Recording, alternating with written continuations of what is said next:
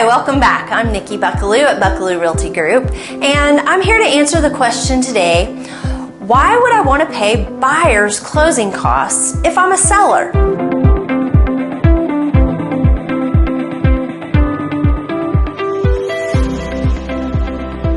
Great question. So as the market shifts back from being a strong seller's market to more of a balanced or even a buyer's market, you're going to notice that some home buyers may be asking for sellers to pay their closing costs when they make an offer. And the reaction of most sellers is, oh my gosh, why would I do that? I have my own closing costs.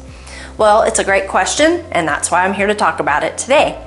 So think about a buyer who maybe it's their first home or maybe it's not, but they're a little bit shy on how much cash they have in the bank.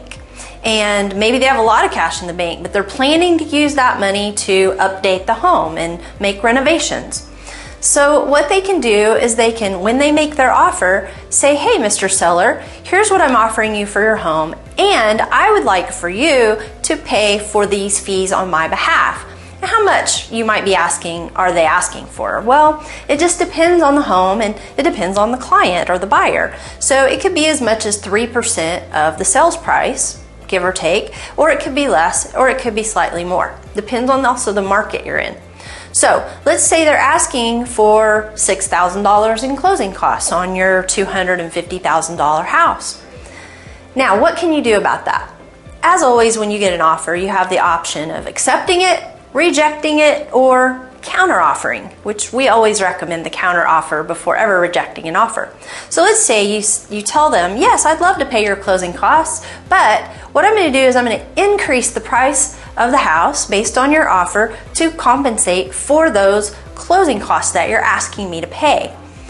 Now, you may be thinking, well, isn't the buyer just now financing those closing costs? Essentially, they are. So think about it when you go buy a car and the car dealership says, hey, we're going to give you tag, title, and tax as part of your purchase. Are they really that generous? No, they're building that into the price of the car, right?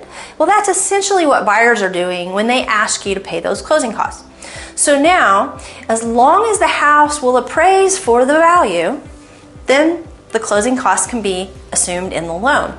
And it's got to all be part of the contract. So that's where that negotiation comes in. Now, as a seller, at the end of the day, does it really matter what costs you're paying if the bottom line is what you expect?